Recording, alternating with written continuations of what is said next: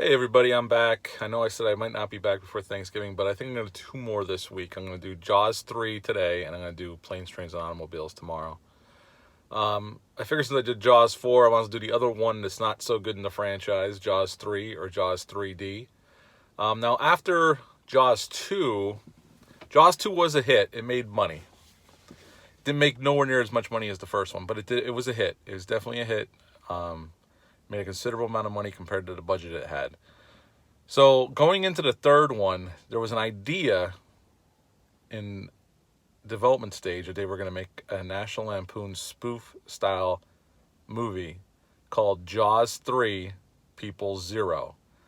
And one of the directors that was looked at to direct this movie was Joe Dante. Now, up to that point, Joe Dante had directed Piranha in the 70s, which is kind of like it's a horror comedy kind of spoofy movie. If you've ever seen it, it's a pretty cool little film. It's not, it was his first real movie. I mean, he had directed another movie for Roger Corman, but it was really low budget. This was his first like real movie, and then he had done The Howling, which I really like. To me, it's one of the classic werewolf movies. And then he was being considered for this, and it was only a brief amount of time before Universal decided that they weren't going to do a spoof. That they didn't like the idea anymore. It was only a brief amount of time they considered, but that was what we could have gotten with Jaws 3, was a spoof called Jaws 3 People Zero. So they looked at other directors for the movie. Steven Spielberg was obviously not interested in coming back at that point. And Roy Scheider didn't want to come back. He was, like I said, from the review for Jaws Revenge, he had no interest. He didn't want to come back for the second one, but he's contractually obligated to come back. And when he heard, actually, it's funny, when he heard that they were making a Jaws 3, he had signed on to do another movie, so he made sure he was busy.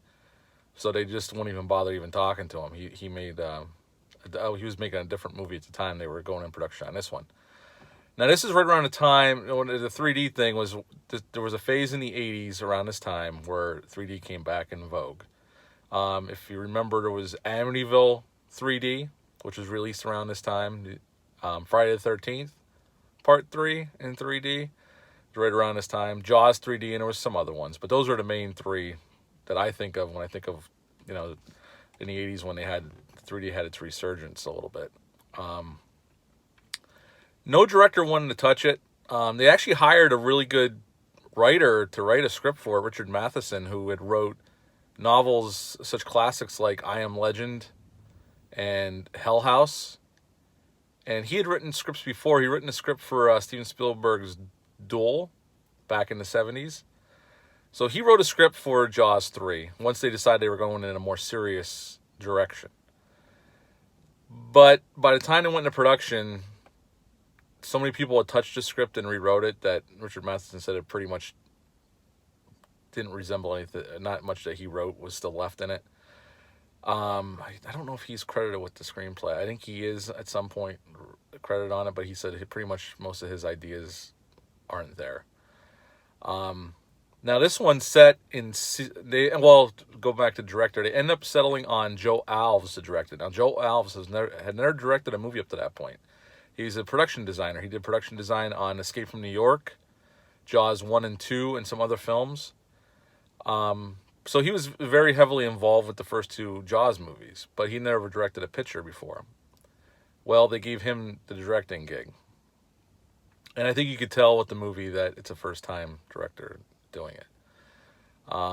It had a budget, there's some fluctuation in numbers between $18 and $20 million for the budget. And they hired Dennis Quaid to play the one Brody's son. He's the main star of the movie. Louis Gossett Jr. is in the movie. Louis Gossett Jr. is a really good actor, and so is Dennis Quaid. But I think Dennis Quaid said about this movie is he knew he was making a bad movie, and he basically spent the whole movie high on cocaine. He said every scene he's in, he's high on cocaine in the movie. Now, actually, his performance isn't that bad, but the movie's not great. I mean, it's better than Jaws 4, as I said in the previous review. Bess Armstrong's in it as his wife/girlfriend. I don't know if they're married in the movie. I can't remember. I just rewatched it, too. I don't think they ever say, really. And then the other brother's played by a totally different actor. I don't know his name. And Lea Thompson's first film role is in this movie. You'll know her from the mom in Back to the Future 1, 2, and 3. And she was in Red Dawn. And then she was in some other movies after that. But those are the ones that come to my mind when I think of Lea Thompson. And the movie is basically set in SeaWorld in Florida. And they actually did shoot around an amusement park, like a marine park. Obviously, some of the locations aren't real. They had to build somewhere, but basically, it's filmed. It takes place at SeaWorld, and at the beginning of the movie, there's this really bad 3D credit sequence. The 3D in the 80s obviously is not like 3D today. Still not a fan of 3D, even the newer 3D. It's a gimmick. It looks cool for a movie or two, and it's like, I'm paying extra money for what? I don't really care about it. But I never saw Jaws 3 in 3D. I heard actually they had done some screenings a few years ago in 3D, and it's been remastered, and I heard it looks way better than it ever did in the 80s. I've only ever seen it in 2D, and you could see what shots are shot for 3D because the shots locked down, and just the effects look terrible.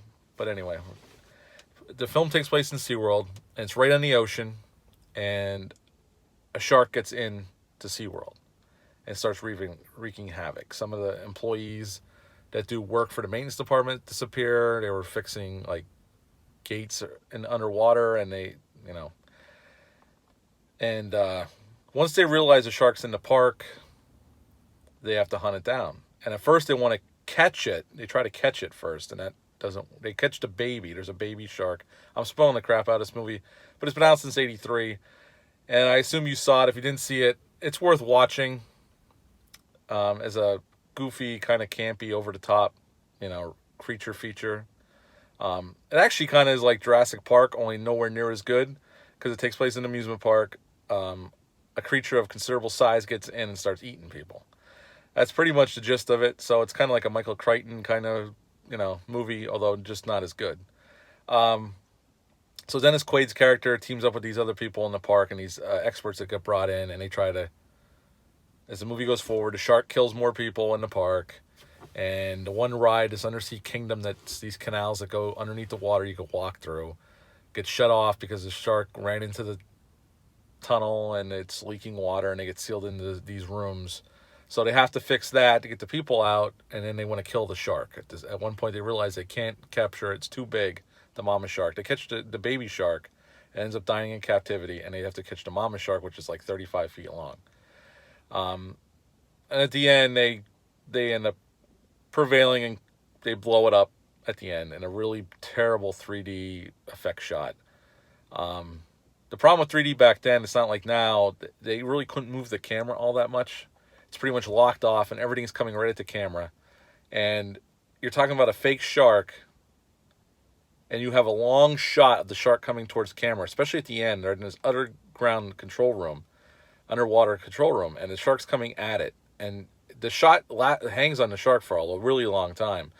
And the whole time you're looking at it, it's like, oh my God, does that look terrible? It looks so fake. It just looks like a model shark coming towards the camera, which I'm sure that's what it was. And it just looks terrible. Now, I wouldn't mind seeing it in theaters in 3D to see. I've heard it looks way better, and it actually is a more enjoyable experience. But in a 2D format at home, it looks just awful. Just awful. I mean, there's some fun parts in it. Dennis Quaid's fine. Bess Armstrong's fine. Louis Gossett Jr. is good. Lea Thompson's fine in her first role. There's nothing. The acting is not terrible. I mean, some of the lines they say aren't the greatest, but it's the script. It's not. The actors are just doing what they're told and what they're given to work with, and there's not much to work with here. The shark looks terrible. Some of the scenes are fun, goofy fun. It's kind of like a sci-fi movie with a bigger budget. Is it anywhere near as good as 1? No, nowhere close, and it's not as good as 2. So this is definitely, in most franchises, as we go along, the sequels get worse and worse, and this Jaws is no exception to this. It is way better than Part 4, no doubt. I mean, you could have some fun with this one. You could watch it and have some campy fun with it, but it's not It's not anything special. But I can watch it. I pull it out once in a while and I watch it. It's nothing great. Like I said, the acting's okay. The effects aren't, they're not good. The directing's just okay. It's a first time director. Actually, Joe Alves never directed in our movie. It's the only movie he's ever directed in his career. He did an okay job, but it's nothing special. I mean, just pretty standard point and shoot stuff. Like I said, I might feel differently about it if I've seen it in 3D with the remastered print that they have that they were showing a couple of years ago. But I'll probably never see it, so I can only go by watching it at home on 2D. It's like I said, it's definitely better than 4. I'd give it a 5.5 out of 10. I could sit down and watch it and have fun with it. It's not great, but you know, it's way better than 4 because 4 is absolutely terrible. It did make money, by the way. It opened up with opening weekend. It made over $13 million, and it hung around and it made like $88 million or something. I don't know if that was worldwide, but it ended up making $88 million. It made its money back. It made bucks. That's why they decided to make part 4 4 years later, because there was still some juice there, but it was definitely diminishing returns because part 2, like I said, made a lot less. It made a good amount of money, but it made a lot less than the first one. And this one made a lot less than the second one, and the fourth one, although still made a profit, made a lot less than the third one. And that's why we haven't seen a Jaws movie since '87. I mean, I love Jaws, the first one, and I can watch. Like I said, the first 3 I can watch. Obviously, the first one is a classic. 2 is not a bad sequel. It's not as good as the first one, but 3 is a terrible movie. But it's a terrible movie you can watch and have fun with. It's not an insult or depressing like the fourth one. Yes, it's stupid. It's dumb. It's over the top. But you can have a good time with it, especially if you're drinking and watching it with friends. You can have a laugh and, just have a good time. But, yeah, 5.5 out of 10 for me for Jaws 3D. I think I'll be back tomorrow with Planes, Trains, and Automobiles. Just the only really Thanksgiving movie to watch around this time of year. But anyway, I'm all set. Have a nice day. I'll talk to you later. Bye.